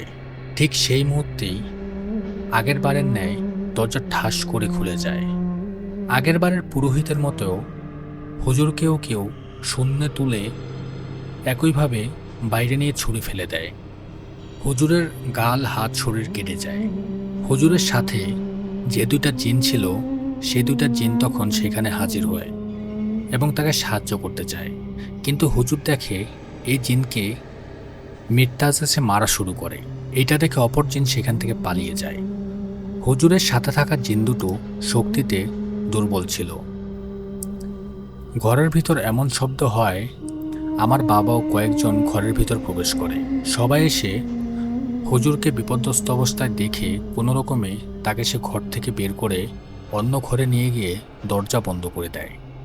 এর মধ্যে তাপস অতিষ্ঠ হয়ে হাসতে থাকে, আর আমি বলি, আবু বক্কর, কয়েকদিন ধরে কলিজা খায়নি, আজকে তোদের কলিজাটা ছিঁড়ে ছিঁড়ে খাবো। এই কথা বলে আমি হেসে উঠি। আবার বলি, আবু বক্কর, বাঁচতে চাইলে এখন চলে যা, না হলে এমন অবস্থা করব যে কাকপক্ষেও টের পাবে না। পরে হুজুর অসুস্থ হয়ে পড়েন, আর সেদিন রাতটা হুজুর আমাদের বাসায় কাটান। পরের দিন আমার বাবা হুজুরের সমস্ত চিকিৎসার দায়িত্ব নেন। হুজুর সুস্থ হয়ে যাওয়ার পরে আমার বাবা জিজ্ঞেস করেন, হুজুর, সেদিন রাতে আপনার সাথে কি হয়েছিল? আগের দিন যে পুরোহিতকে আনা হয়েছিল, ওনার অবস্থাও প্রায় আপনার মতোই হয়েছিল। পরে হুজুর বলে, যখন আমি ওদেরকে ঝাড়ফুঁক করছিলাম, ঠিক সেই সময় দরজাটা খুলে যায়, জানি না কেন, যা আপনারা সবাই দেখতে পেয়েছিলেন। ঠিক তখনই আমি দেখলাম একটা অবয়ব ঘরের ভেতর প্রবেশ করছে। সেই অবয়বের সাথে একটি হিংস্র জানোয়ারের মতো কিছু একটা ঘরে ঢোকে। দেখতে কুকুরের মতো, কিন্তু আসলে কুকুর নয়। সে জানোয়ারটি বড় বড় কান, কানগুলো খাড়া এবং চিকন, সুর দাঁতগুলো অনেক বড় বড়। মুখ দিয়ে হিংস্র শব্দ করতে করতে সে ঘরের ভেতর প্রবেশ করে। আচমকাই সেই জানোয়ারটা আমার ঘাড় কামড় দিয়ে বসে এবং আমাকে টানতে টানতে ঘরের ভেতর থেকে বাইরে নিয়ে যায়, এবং সেখানেও সে আমার ওপর আক্রমণ করে আর বলতে থাকে, আমি মির্তাজ, তুই এসেছিস আমাকে এখান থেকে তাড়াতে, আমি এখান থেকে কিছুতেই যাব না। তোর মতো এমন কত দেখেছি, পারলে আমার সাথে কিছু করে দেখ। এই বলে আমাকে শূন্যের ওপর তুলে আছাড় মারে এবং বাইরে ছুঁড়ে ফেলে দেয়, যার দরুন আমার এই অবস্থা হয়। তবে ওদের সাথে আমার পারা সম্ভব নয়। আমার একজন ওস্তাদ আছে, আমার ওস্তাদ হয়তো এই কাজ করতে পারবেন। পরে আমার বাবা বলে, ঠিক আছে, আপনি আগে সুস্থ হন, সুস্থ হলেই আপনাকে নিয়ে আমরা সেই ওস্তাদের কাছে যাব। আমার বাবা হুজুরের চিকিৎসার সমস্ত খরচ বহন করেন। সেই সময় আমার আর তাপসের অবস্থাও দিন দিন খারাপ হতে থাকে। এর মধ্যে আমরা আমাদের শরীরে নিজেরাই ক্ষতি করা শুরু করি, নিজেদের মাথা নিজেই আঘাত করি, হাতে যা থাকে তাই শরীর আঘাত করি, খাওয়া দাওয়া বন্ধ করে দেই। এই সময় গ্রামের মসজিদের ইমাম সাহেবকে আনা হয়। যদিও ঝাড়ফুঁকের মাধ্যমে আমাদেরকে শান্ত করার উদ্দেশ্যে আনা হয়, তবে মসজিদের ইমাম সাহেব বাড়িতে ঢুকতে ভয় পান এবং বলেন, বাড়ির ভেতরে ঢুকলে আমার অনেক ক্ষতি হবে। কিন্তু আমার বাবা অনেক অনুরোধ করাতে হুজুর কিছু সময়ের জন্য বাড়ির ভেতরে ঢুকতে রাজি হন। যখন হুজুরকে বাড়ির সামনে আনা হয়, ঠিক তখনই হুজুর বাড়ির ভেতরে না ঢুকে গেটের মধ্যে এসে পেছন দিয়ে উল্টো দৌড় দেন এবং বলেন, আল্লাহ গো, আমি এটা পারবো না, আমাকে মাফ করে দেন, আমি এটা করতে পারবো না। যদি জিন্দা বাঁচতে চান, ভালো হুজুরের সন্ধান করুন। হুজুরের দূর থেকে আমার বাবা পিছন পিছন যেতে থাকেন। কিছুটা দূরে গিয়ে হুজুর কাঁদতে থাকেন। তখন আমার বাবা জিজ্ঞেস করেন, কি হয়েছে আপনার? হুজুর বলে, আপনাদের বাড়ির গেটের সামনে বিশাল বড় এক কুকুরের মতো জানোয়ার দাঁড়ানো আছে, যার কানগুলো খাড়া, দাঁত বড় এবং চোখের চাহনি একদম ভয়ঙ্কর। আর পাশে যে লোকটা দাঁড়ানো ছিল সে খুবই ভয়ঙ্করভাবে হাতে দা নিয়ে দাঁড়িয়ে আছে। ও আমার দিকে দা দেখাচ্ছে। যদি আমি বাড়ির ভেতরে ঢুকি তাহলে আমাকে কেটে পিস পিস করে ফেলবে। তাই আমি দূর থেকে এই দৃশ্য দেখার পরই এখানে দৌড়ে চলে এসেছি। আমাকে মাফ করে দিন, আমি আপনার বাড়ির ভেতরে যেতে পারবো না। এরপর আবু বক্কর হুজুর অনেকটা সুস্থ হয়ে যান। সুস্থ হওয়ার পরে তিনি আমার বাবাকে সে ওস্তাদের কাছে নিয়ে যান। ওস্তাদ থাকতেন ভারতের ইসলামাবাদ নামে একটি এলাকায়। সেখানে তিনি একটি মাজারের খাদেম হিসাবে নিযুক্ত ছিলেন। ওনার কাছে যাওয়ার পরেই আবু বক্কর হুজুর সবকিছু ওস্তাদকে জানান। ওনার ওস্তাদকে বলে দেন তিনি দুদিন পরে আমাদের বাসায় আসবেন। আর দুদিন পরে আবু বক্কর হুজুর তার সাথে সাথে সে ওস্তাদকে নিয়ে আসেন। ওস্তাদের সাথে যে জিন ছিল তার শক্তির দিক দিয়ে অনেক শক্তিশালী ছিল। ওস্তাদের পরিবারের মধ্যে কেউ ছিল না, শুধু তার একটি মেয়ে।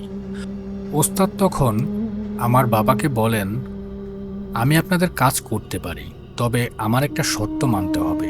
যদি আমার শর্ত মানতে রাজি হন তাহলে আমি আপনাদের এই কাজটি করতে পারবো। আমার বাবা বলেন, আপনার সকল শর্ত আমি মানতে রাজি আছি, আপনি বলুন কি। ওস্তাদ বলেন, আমার যদি এই কাজ করার সময় কিছু ঘটে তাহলে আমার মেয়ের দায়িত্ব আপনাকে নিতে হবে, যেহেতু আমার মেয়ের আমি ছাড়া আর কেউ নেই। আমার বাবা তখন বলেন, আপনার মেয়ের দায়িত্ব আমি নিব, আমি আপনাকে ওয়াদা দিলাম, শুধু আমাদের এই বিপদ থেকে রক্ষা করার ব্যবস্থা করে দিন। সেদিন সন্ধ্যাবেলা ওস্তাদ তার আমল শুরু করেন। ওস্তাদের জিনও তার সাথে উপস্থিত থাকে। দূর থেকে পড়তে পড়তে একসময় মিত্তাস সেখানে আসে। ওস্তাদ অনেকভাবে তাকে বোঝানোর চেষ্টা করেন যে এখান থেকে চলে যা। মিত্তাসকে বোঝানো হয় যে ও যা করেছে তা ভুল। তাকে বলা হয় তাকে মাফ করে দিতে, কিন্তু মিত্তাস রাগান্বিত কণ্ঠে ওস্তাদকে বলে, আমি এখান থেকে যাব না। পরে মিত্তাস বলে, ভৈরবনাথ ওদের উপর প্রতিশোধ নেওয়ার জন্য আমাকে এখানে ভোগ দিয়ে এসেছে। এই দুজনকে আমার নামে উৎসর্গ করা হয়েছে। আমার উৎসর্গ জিনিস তো আমি ফেলে রেখে যেতে পারি না, আমি ওদেরকে নিয়ে যাব। হুজুর বুঝতে পারল একে এত সহজে কাবু করা যাবে না। পরে ওস্তাদের যে জিন ছিল উনি ওস্তাদকে কোরআনের একটা নির্দিষ্ট আয়াত পড়তে বলে, আর তার সাথে সাথে একটা নিয়মও শিখিয়ে দেয়। আর ওই আয়াতটা পরে একটা কাচের বোতলে সরিষা তেল নিতে বলে, আর সেই তেলের উপরে ফু দিয়ে বলে তেলের বোতলের ভিতর একটা সুতার ন্যায় নেতি বানাতে বলে। আর ওই বোতলে সে নেতিটা রেখে নেতির ভিতর আগুন ধরাতে বলে। আর সেই সরিষার তেলের আগুন দিয়ে সামান্য একটা পাত্রে কিছুটা পানি গরম করতে বলে, আর এই গরম পানি সামান্য ঠান্ডা করে আমাদের উপর ছিটিয়ে দিতে বলে। হুজুর সে জিনের কথা মতো তিনি তার কাজ শেষ করেন। তখন সে হালকা গরম পানি আমাদের উপর ছিটিয়ে দেওয়া হয়। তখন নাকি আমাদের শরীরে বড় বড় কিছু ফোসকা পড়ে, যার ফলে ভৈরবনাথ ও মিত্তাস দুজনে আত্মচিৎকার করতে থাকে। চারদিক থেকে মনে হতে থাকে বিকটভাবে কেউ কান্নাকাটি করছে। সেই সাথে চতুর্দিক থেকে বাতাসে মনে হচ্ছে সবকিছু ভেঙে নিয়ে যাচ্ছে। টিনের চাল যেন একদম দুমড়ে মুচড়ে উড়ে নিয়ে যাবে। একটা সময় তার আস্তে আস্তে অনেক দুর্বল হয়ে পড়ে। দুর্বল হওয়ার পরে ভৈরবনাথ বলে, আমি তো চলে যাচ্ছি, আমি চলে যাচ্ছি। যাওয়ার আগে তাপসকে ইঙ্গিত করে বলে, ওর একটা ক্ষতি করে দিয়ে যাচ্ছি, ওর একটা হাত আমি নষ্ট করে দিব। যে হাত দিয়ে ও আমার দুইটা সন্তানকে মেরেছে সে হাত দিয়ে ও আর জীবনে কিছুই করতে পারবে না। এই বলেই তাপসের ডান হাতটা মটমট করে শব্দ করে ওঠে। তাপস ব্যথায় একদম ব্যাকুল হয়ে পড়ে। ব্যথার যন্ত্রণায় একটা সময় তাপস অজ্ঞান হয়ে যায়। কিন্তু মিত্তাস বলে, আমি তো এখান থেকে যাব না, আমাকে ভৈরবনাথ ওদের নামে বলে দিয়ে গেছে, কিন্তু আমি ওদেরকে আমার সাথে নিয়ে যাব। ভৈরবনাথ আমাকে ওদের বলি আমার নামে উৎসর্গ করেছে, এখন তুই যা পারস করিস নি। এইরকমভাবে কথা কাটাকাটির এক পর্যায়ে মিত্তাস হুজুরকে এক লাথি মেরে বসে। ওস্তাদকে লাঠি দেওয়ার সাথে সাথেই ওস্তাদ পেছন দিকে পড়ে যায়, যার কারণে ওস্তাদ রেগে যায় এবং রেগে গিয়ে মিত্তাজের ওপর হালকা গরম পানি ছিটিয়ে দেয়। আর দোয়াদুর পরে মির্তাজকে বোতলবন্দি করে ওস্তাদ তার জিনকে স্মরণ করে। আর সেই জিন সেখানে আসলে ওস্তাদ তার কাছে সে বোতলটা দিয়ে দেয়। পরে ওস্তাদ বলে সেই জিনগুলো ওস্তাদ বলে এই জিনগুলো আবার ফিরে আসতে পারে। আপনাদের জন্য উত্তম হবে আপনারা এখান থেকে চলে যান। এরপর আমি আর তাপস দুজনেই অজ্ঞান হয়ে যাই। পরে আমাদেরকে হুঁশে আনা হয় আর তাপসকে ছোট একটা হাসপাতালে সাময়িক চিকিৎসা দেওয়া হয়। ওস্তাদ যেহেতু অনেক দূর থেকে এসেছে, সেদিন রাতটা সে আমাদের বাড়িতেই কাটায়। আর সেদিন রাতে আমাদের বাড়িতে থাকার পর হঠাৎ করে হুজুর একটা বিকট চিৎকার দিয়ে ওঠে। সবাই হুজুরের চিৎকার শুনে ওনার রুমের দিকে ছুটে যায়। গিয়ে দেখে হুজুরের বুকের মাঝ বরাবর নরম জায়গাটা, হুজুরের বুকের মাঝের নরম জায়গাটা, সেখান দিয়ে কেমন একটা জানি কটকট কটকট আওয়াজ হচ্ছে। সেই জায়গাটা একদম ফোকা হয়ে যাচ্ছে এবং সেখান থেকে টুকটুক করে রক্ত পড়ছে। এইটা দেখে সবাই তখন ভীষণ ভয় পেয়ে যায়। একজন গিয়ে সামনে একটা কাপড় এনে ক্ষত জায়গাটাকে চাপ দিয়ে ধরে। একটু পরে রক্ত পড়া বন্ধ হয়। পরে ঘরে উপস্থিত সকলে জিজ্ঞেস করে কি ঘটনা ঘটেছে আসলে। পরে হুজুর সবাইকে বলে, যখন আমি ঘুমে একদম নিমজ্জিত ছিলাম তখন আমার বুকের ওপর একটা চাপ অনুভব করলাম। অন্ধকারে চোখ মিলে খানিকটা তাকিয়ে দেখি কে যেন আমার উপরে বসে আছে। আমি কিছু বলতে যাওয়ার আগেই সে আমার উপর আক্রমণ করে বসে। আমার বুকের ওপর ধারালো কিছু দিয়ে বুকের মাঝ বরাবর সে ঢুকিয়ে দেয়, যার কারণে আমি ব্যথা পেয়ে চিৎকার করে উঠি। আর তখন ভৈরবনাথকে বলতে শুনি, শত্রুতা শুরু করেছিস, এই শত্রুতার শেষ এখানে নয়, এই শত্রুতা বহু বছর রয়ে যাবে। পরে হুজুর সামান্য অসুস্থ হয়ে পড়ে। পরে আস্তে আস্তে অসুস্থতার মাত্রা বাড়ে। তখনকার সময় যেহেতু চিকিৎসার তেমন একটা উন্নতি ছিল না, সেই সময়ে হুজুর তখন ইন্তেকাল করেন। পরে হুজুর মারা যাওয়ার পরে ওনার মেয়ে এতিম হয়ে যায়। পরে আমার বাবা তার দায়িত্ব নেয়। কিন্তু আব্বার মনে শঙ্কা ছিল যে উনি যদি বেঁচে না থাকেন তাহলে মেয়ের দেখাশোনা কে করবে। সব কিছু বিচার বিবেচনা করে আব্বা ওই মেয়ের সাথে আমার বিয়ে দিয়ে দেন, যিনি বর্তমানে তোমার আম্মা। পরে আমার আব্বা সেখানে সমস্ত জায়গা বিক্রি করে আমরা সকলে মিলে ফরিদপুরে চলে আসি। 1990 থেকে 1991 সালের দিকে তোমার জন্ম হয়। 98 বন্যার পরে আমাদের বেশিরভাগ জায়গা জমি ও নদী ভবনে বিলীন হয়ে যায়। যা অবশেষে থাকে তা বিক্রি করে আমরা ধানমন্ডিতে চলে আসি। পরবর্তীতে আমি আস্তে আস্তে অসুস্থ হয়ে পড়ি। এরপরে আব্বার কিছুই বলেন না। আমি জিজ্ঞাসা করি, আব্বা এরপর কি হয়েছে আপনার সাথে? আব্বা কোনো উত্তর দেন না। অসুস্থ হওয়ার পরে আব্বাকে প্রায় রাতেই দেখতাম চিৎকার দিয়ে উঠে বলতে থাকতেন, ও ফিরে আসছে, ও আবার ফিরে আসছে। আব্বা যখন বেশি অসুস্থ হয়ে যান তখন মাঝে মাঝে কিছু সত্য ঘটনা এমন কিছু ছিল যা বাস্তবে আব্বার সাথে ঘটত, কিন্তু আব্বা তা কাউকে কিছু বলতে পারতেন না। একদিন আব্বা হঠাৎ করেই ইন্তেকাল করেন। যদিও মৃত্যু হঠাৎ করে হয়নি, কিন্তু আব্বা সুস্থ ছিলেন। তারপর তিনি মারা গেলেন। আর মারা যাওয়ার পরে আমাদের যে বাসাটা ছিল সেটা 3 তলা ফাউন্ডেশনে করা হয়। সেখানে আমার বাবা মারা যাওয়ার পরে আমি এবং আমার মাই থাকি। আব্বা মারা যাওয়ার পর বেশ কিছুদিন কোনো সমস্যা হয় না। তবে আমার আব্বা কেন এবং কিভাবে মারা গেলেন তা আমাদের জানা ছিল না। তবে আমার আব্বা মারা যাওয়ার আগে বলতেন, ও ফিরেছে, কিন্তু কে ফিরে আসছে সেটা আমার বাবা আমাদেরকে বলেনি। আমি 2010 সালে মাদ্রাসা থেকে হাফেজি পাশ করেছি। পরবর্তীতে জেনারেল বিভাগে ভর্তি হওয়ার পর আমার পড়াশোনার করা হয় না। পরবর্তীতে আমি ঢাকার যে কোনো একটা জায়গায় একটা দোকান খুলি। ইন্ডিয়ায় আমাদের সবসময় যাওয়া আসা থাকে। ওইখান থেকে আমরা কাপড় কিনে এনে এখানে বিক্রি করি। ধানমন্ডিতে একটা দোতলা মসজিদ আছে।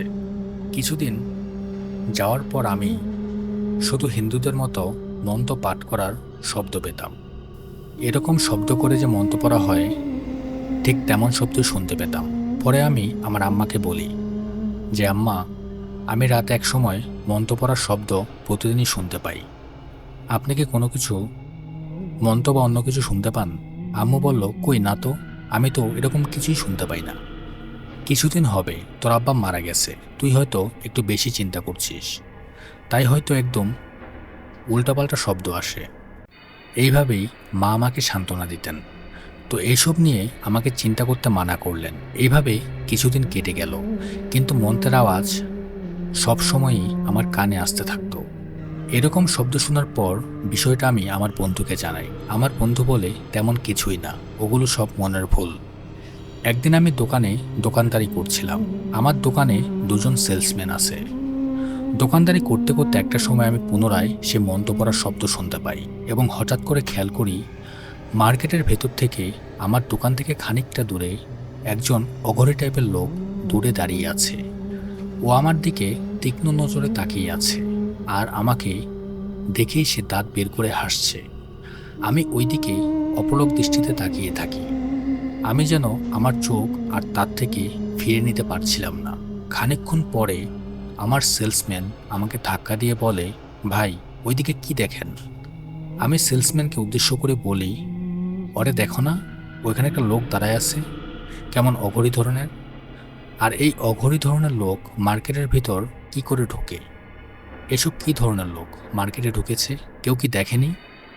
তখন সেলসম্যান আমার দেখানো জায়গায় চোখ ঘুরে তাকিয়ে বলে, ভাইজান, ওইখানে তো কিছুই নাই, আপনি কাকে দেখছেন? আমি তখন তাকিয়েছিলাম। আসলেই তো, এখন স্পষ্ট দেখতে পাচ্ছি আসলেই কিছু নেই। পরে আমি আমার চোখের ভুল ভেবে সেই দিকে তাকানো বাদ দিলাম। যখন আমি মন্ত্রের প্রতিদিনই শব্দ শুনতাম, তখন থেকে আস্তে আস্তে আমি কোরআন শরীফের আয়াতগুলো ভুলে যেতে থাকলাম। কেউ আমার সামনে এসে আমার সাথে মুসাফা করে যাচ্ছে, আমার সেই দিকে কোনো খেয়ালই নেই। এরকম আমার হচ্ছিল। আবার অনেক সময় কেউ আমার সাথে কথা বলতে আসে, অনেক সময় আমার সাথে কেউ কথা বলছে, কিন্তু যখনই দেখি কার সাথে কথা বলছি, কিন্তু সামনে কাউকেই পাই না।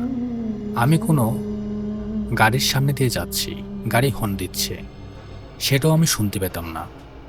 মসজিদে যখন নামাজ পড়তে যাই, ঠিক সেই সময় আমার কানে সে মন্ত্রের আওয়াজটা কন্টিনিউ হতে থাকতো। এইভাবে একটা সময় আমি নামাজ থেকে দূরে সরে গেলাম, আর এই মন্ত্রের আওয়াজে যেন আমার পিছুই ছাড়ছে না। পানি পড়া খাচ্ছি, কোনো লাভ হচ্ছে না। নামাজ পড়া বাদ দিয়ে আমি কেমন যেন একটা হয়ে গেছি। কোরআন পড়ার আয়াতগুলো আমার মনে আসছে না, দেখেও পড়তে পারি না। কিন্তু না দেখে আগে পড়তে পারতাম, যেখানে আমার কোরআনের প্রায় সব কিছুই মুখস্থ ছিল। একদিন মাদ্রাসার মুয়াজ্জিন নামে আমার এক বন্ধু আমাকে ফোন দিয়ে বলল, দোস্ত, আফগানিস্তান থেকে একটি তাবলিগের জামাত এসেছে। তারা অনেক জায়গায় ঘুরতে বেড়াতে যায়, এবার তারা বাংলাদেশে এসেছে। তাদের মেন ঠিকানা ইরাক। তুই যদি দেখতে চাস তাহলে আয়। ওনারা তাবলিগের দাওয়াত দিতে এসেছে। তাছাড়া বাইরের অনেক মানুষ আছে, দেশের সবারই এসব দেখার আগ্রহ থাকে, তবে আমার এরকম কোনো আগ্রহ জন্ম নেয়নি। তবে আমি দোকানদারি শেষ করে মাগরিবের সময় সে তাবলিগের জামাতের লোকদের সাথে দেখা করতে চলে যাই। সে মসজিদে মোট 11 জন লোক আসে। অন্যদের মধ্য থেকে ওনাদের যে জামাত প্রধান, উনি দেখতে ছিল খুবই সুন্দর। দেখে মনে হচ্ছে উনি অনেক ধর্মপরায়ণ এবং শিক্ষিত, অনেকটা মার্জিত, মাওলানা মুফতি সাহেবের মতো। ওনারা হিন্দি ভাষায় কথা বলতেছে। ওনাদের মধ্যে থেকে একজন লোক ছিল, লোকটার উচ্চতা ছিল মিনিমাম 6 ফিট। আমি তখন নামাজ শেষ করে দেখি সে লোকটা আমার দিকে তাকিয়ে আছে। সে লোকটা তখন আমার কাছে এসে বলল, তোমার কি হয়েছে? আমি বললাম, কই না তো, আমার তো কিছুই হয় নাই। পরে সে লোকটা বলল, তোমার তো কোরআন শরীফের কোনো আয়াত তেমন মনে নাই, দেখে পড়তে পারো কিন্তু না দেখে পারো না। আমি বললাম, আমার এই সমস্যার কথা আপনি কিভাবে জানলেন? আমি ওনার মুখ থেকে এইসব কথা শুনে রীতিমতো অবাক হয়ে যাই, যে আমার কথা আমার আম্মাও জানে না, সে কথা উনি কিভাবে জানেন? পরে উনি বলল, বেটা, আমি অনেক কিছুই জানি। পরে সেই লোকটা আমাকে বলল, আমি তোমাকে একটা কোরআনের আয়াত শিখিয়ে দিচ্ছি, তুমি প্রতি রাতে পড়বে, পানিতে ফু দিবে, সে পানি প্রতিদিন খাবে, এরপর বাসায় চারপাশে সে পানিটা ছিটিয়ে দেবে, তাহলে দেখবা তোমার অনেক ভালো লাগবে এবং তুমি জলদি ঠিক হয়ে যাবে। সেদিন রাতে আমি বাসায় এসে পড়ি এবং হুজুরের কথা অনুযায়ী সে কাজ করি। 7 বার দোয়াটা পড়ার পর আমি সেই পানিতে ফু দেই এবং সেই পানি যেরকমটা বলেছিল ওই রকমটা করি। তো আমি সেই দোয়াটা পড়তে থাকি এবং মনে হলো যে মন্ত্র পড়ার শব্দটা বাতাসে উড়ে অনেকটা দূরে চলে গেল। ভুলে গিয়েছিলাম যে আমাকে সরিষার তেলের একটা বিষয় হুজুর বলেছিলেন। তিনি পানি পড়ার সাথে সাথে এগুলো করার জন্য বলেছিলেন। তারপর সেই তেল খানিকটা আগুনে ধরিয়ে সেই আগুনের সাহায্যে কিছুটা পানি গরম করে এবং পানিগুলো যখন নর্মাল হয় সেগুলো চারপাশে ছিটিয়ে দেই। আমাকে যে পানি খাওয়ার কথা বলেছিলেন আমি সেটা খাই। আর যাই হোক, খাওয়ার সাথে সাথে নিজের মনের ভেতর একটা আলাদা জোর পাই। মনের সকল অশান্তি কেটে যেতে শুরু করে, আর ঘরের ভেতরে যে একটা ঘুমট ভাবটা ছিল সেটা আস্তে আস্তে কেটে যায়। আর আমার যে ইবাদতের যে সমস্যা ছিল সেটাও আস্তে আস্তে দূর হয়ে যায়। তাবলিগ জামাতের যে লোকগুলো এসেছিল তাদের মধ্য থেকে সে বুজুর্গ লোকটির সাথে আমার বেশ ভালোই খাতির হয়ে যায়।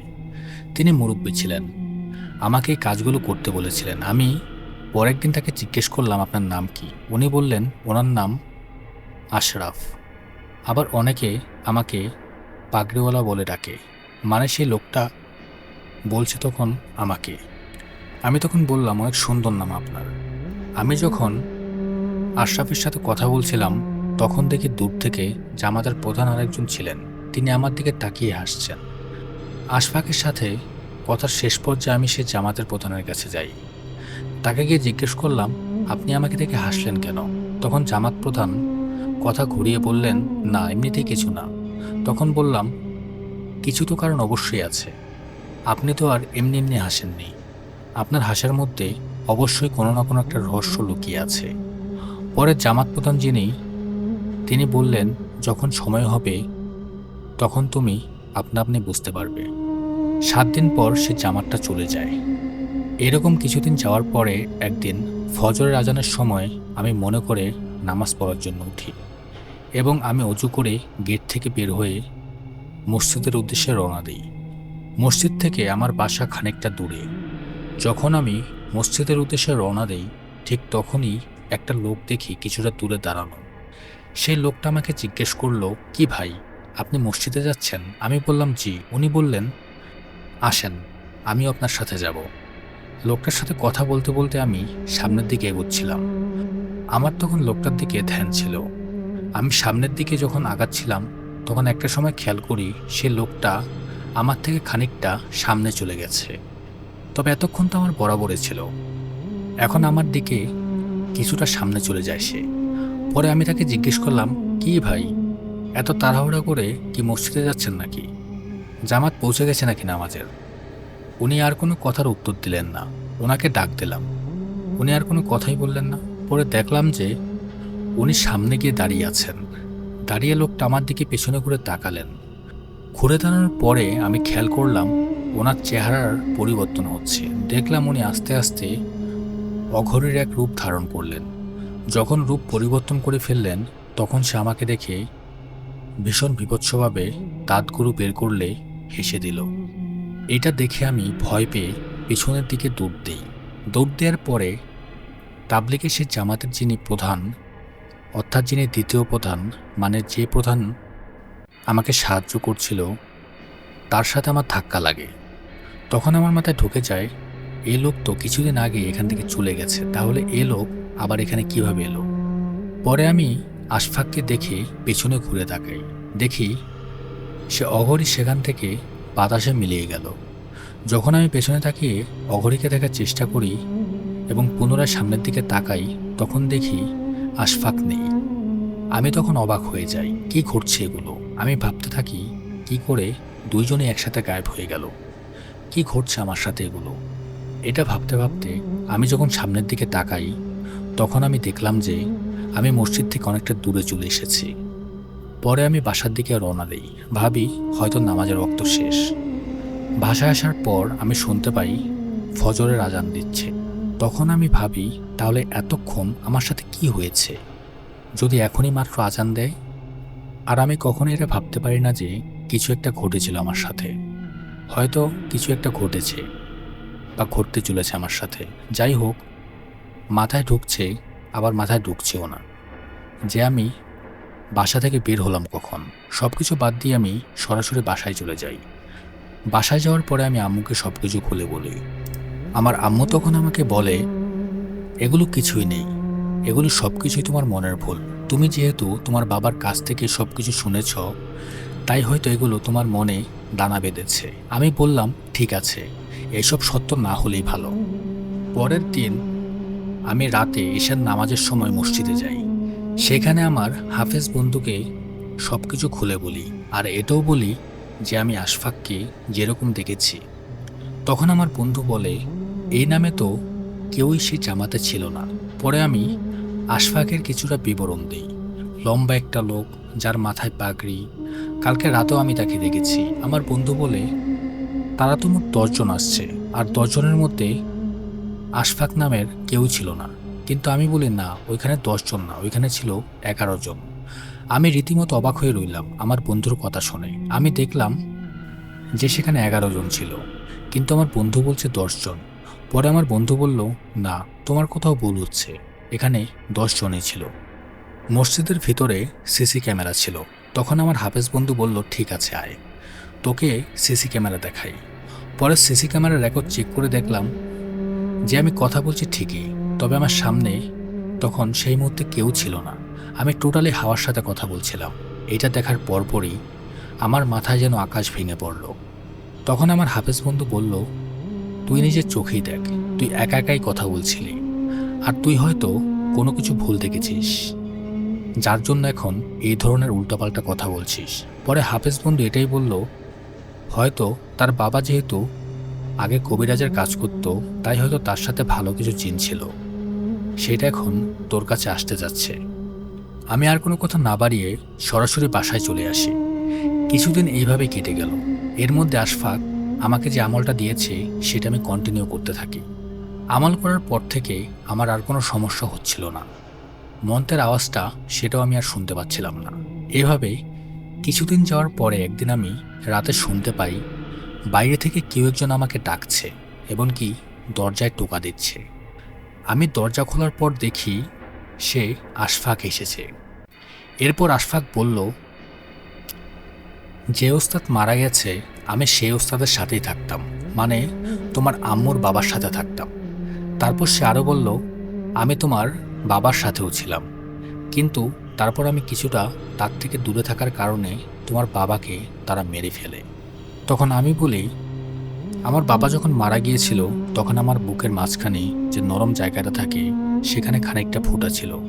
ফুটো থাকার বিষয়টা ডাক্তারদের কাছে জিজ্ঞাসা করেছিলাম, কিন্তু তারা এর সঠিক কোনো উত্তর ভালোভাবে দিতে পারেনি। তাই তখন আমরা ভেবেছিলাম হয়তো ডাক্তারদের কাছ থেকেই এরকম কিছু হয়েছে। পরে হয়তো ডাক্তাররাও বলেছেন তারা এমন কিছুই করেননি, বা এমনটা কী হয়েছে সেই ব্যাপারে তারা কিছুই জানেন না। এরপর আশফাকও আরও বলল, আমি তোমার বাবার জন্য কিছুই করতে পারিনি, তাই এখন যেহেতু দেখেছি তারা তোমাকে জ্বালাচ্ছে, তাই আমি তোমার কাছে এসেছি। তার কথা শুনে আমি কিছুটা ভয় পেয়ে গিয়েছিলাম। তারপর সে আমাকে আশ্বাস দিয়ে বলে আমি যেন ভয় না পাই। উনি আমাকে একটা আমল শিখিয়ে দিয়েছিলেন, যে আমলটা যখন প্রয়োজন হবে তখন যেন আমি করি। এই আমলটি করলেই সে তখন আমার সামনে আসবে, সে আমার সামনে আসবে কোনো প্রয়োজন হলে। এইভাবেই প্রায় কিছুদিন কেটে যায়, আর আমিও সে আমলগুলো করা বন্ধ করে দেই। মূলত তারপরেই একদিন আমার সাথে এরকম হঠাৎ একদিন ঝামেলা শুরু হয়। আশফাকের এমন বন্ধু ঝামেলা শুরু করে। তবে এবার আমি আর সামনাসামনি দেখি না, এবার স্বপ্নে দেখি যে একটি কুকুর, সে কুকুরের সাথে একটা অবয়ব, মনে হচ্ছিল এটাই মির্তাজ। আমি স্বপ্নের মধ্যে তাকে দেখতাম, এবং তার হাতে ছিল একটা কোদাল। সে কোদাল দিয়ে সে আমাকে মারতে আসে, এবং স্বপ্নে দেখাতো যে আমাকে মেরে ক্ষতবিক্ষত করে দিবে সে। আর এটা দেখে আমি ভয় পেয়ে দৌড় দিতাম, আর মির্তাজও আমার পেছন পেছন দৌড়াতো। এরপর একটা সময় আমি আশফাকের দেয়া আমলটা পড়ার চেষ্টা করি, এটা ভেবে যে উনি যেহেতু বলে গেছেন যে আমলটা করলে উনি আমার সামনে আসবেন, দেখি আসেন কিনা। তো সে আমল করার পর দেখি উনি ঠিকই আমার কাছে এসেছেন। রাতে উনি আমার কাছে আসেন। আসার পর আমি ওনাকে বলি আমি এরকম স্বপ্ন দেখেছি। এরপর উনি বললেন, এগুলো শয়তান, এগুলো আসে তোমার কাছে কেবলমাত্র তোমাকে ভয় দেখিয়ে মেরে ফেলার জন্য। তুমি শোয়ার সময় বা শোয়ার আগে একটা আমল পড়ে ঘুমাবে। এরপর উনি আমাকে আরও একটা আমল শিখিয়ে দেন। এরপর উনি আমাকে বলেন, আমি দেখেছি তোমার জন্য কি করা যায়, তুমি কোনো চিন্তা করো না। এটা বলেই আশফাক চলে যায়। এভাবে কয়েকদিন আমল করার পরে সে আশফাককে আবারও ডাকে এবং সে তার কাছে আসে।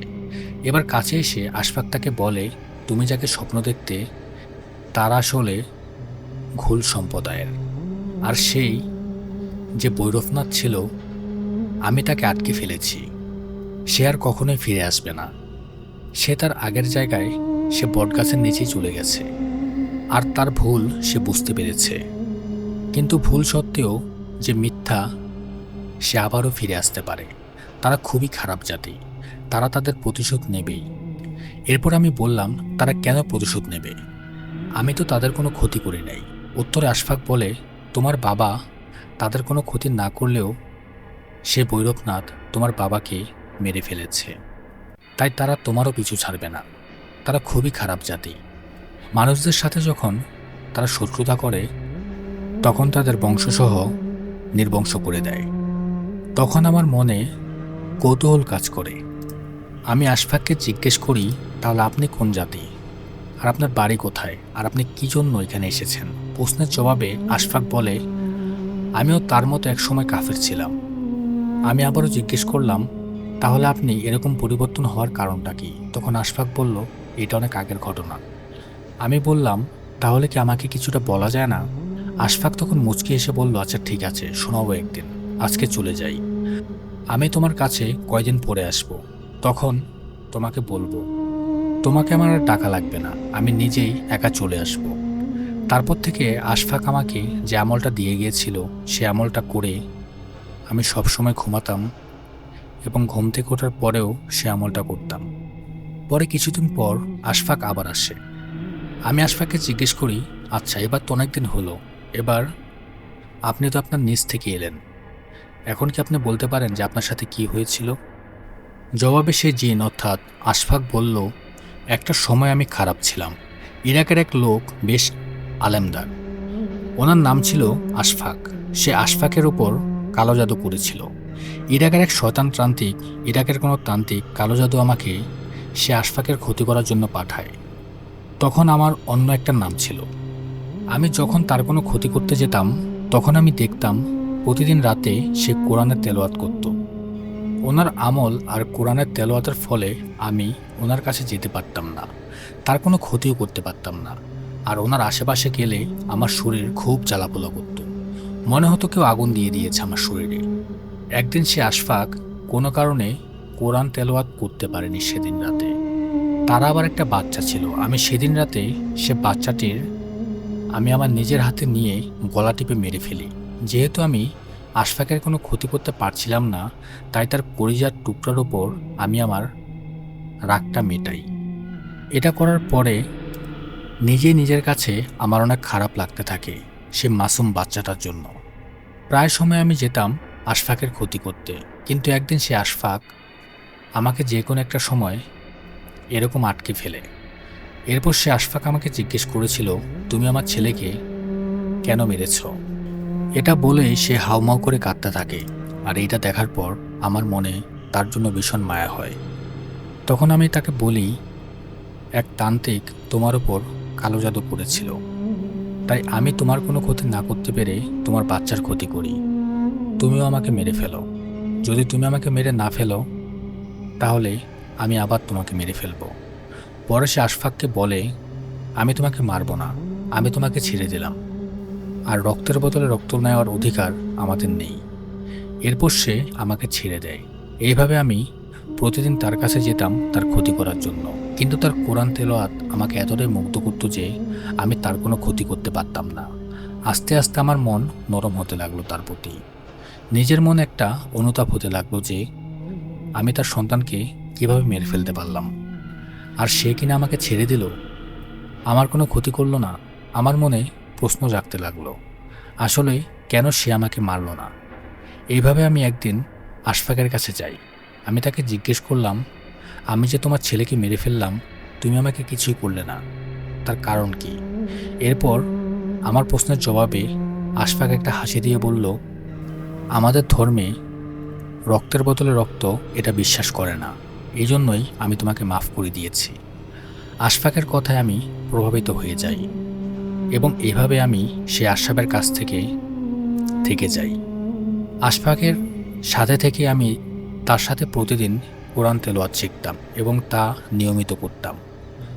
প্রথমে আমি যখন আশফাক হতে কোরআন তেলাওয়াত শুনছিলাম, তখন আমার শরীরে অনেক জ্বালাপোড়া করত।